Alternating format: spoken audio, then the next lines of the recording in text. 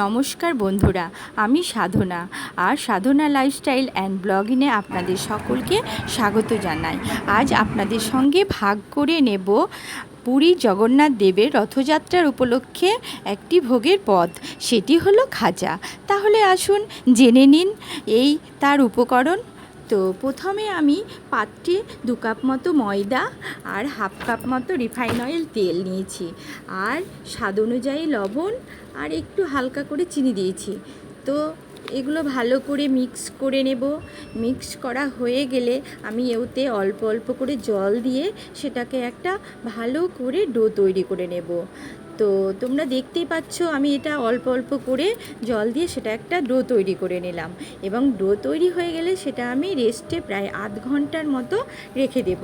এবং আধ ঘন্টা পরে আমি সেটাকে রেখে আমি গোল আকারে একটা শেপ দিয়ে নেব। গোল আকারে যখন আমি শেপ দিয়ে দেব তখন সেটাকে রোলের মতো করে জড়িয়ে নেব, এবং জড়িয়ে নিয়ে সেটাকে লেচির মতো ছোট ছোট করে কেটে নেব। কেটে নিয়ে তারপর খাজার মতো করে শেপ দিয়ে হালকা হালকা করে বেলে নেব। তো আমার এখানে সবগুলো হয়ে গেছে রেডি। তারপর আমি গ্যাসে লো ফ্লেমে কড়াই বসিয়ে দিলাম এবং রিফাইন অয়েল তেল দিলাম, আর ওতে টেস্ট বাড়ানোর জন্য 1 চামচ ঘি দিলাম, যাতে ফ্লেভারটা একটু সুন্দর আছে।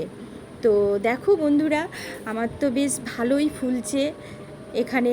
তো প্রথমে কি হবে, লো ফ্লেমেই ভাজতে হবে, আর যখন ফুলে ফুলে আসবে তখন সেটাকে একটু মানে হাইটে রাখতে হবে, তবে সেটা ভালো হবে, কারণ তেলটা অতটা টেনে নেবে না।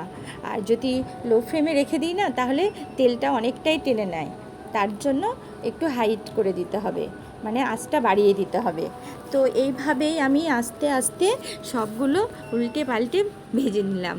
তোমাদের সঙ্গে কথা বলতে বলতে আমার সবগুলো বেশ ভেজে নেওয়া হলো। তো চলো বন্ধু, এবার আমি শিরা তৈরি করে নিই। প্রথমে একটা পাত্রে 1 কাপ চিনি আর 1 কাপ মতো জল নেব, আর সেটাকে আমি গ্যাসে বসিয়ে আস্তে আস্তে করে শিরাটা তৈরি করে নেব। তো শিরাটা দেখতে হবে একদম যেন গাঢ় না হয় আর পাতলাও না হয়, মানে শিরাটা যেন পরিমাণটা ঠিকঠাক থাকে। তো আমার এখানে শিরা রেডি হয়ে গেছে। তো 10 মিনিটের মতো ভিজিয়ে রেখেছিলাম, তুলে নিলাম, তারপর দেখলাম খুব সুন্দর হয়েছে। তো আপনারা ভালো থাকবেন, সুস্থ থাকবেন, এবং পরের ভিডিওতে আবার দেখা হচ্ছে। টাটা।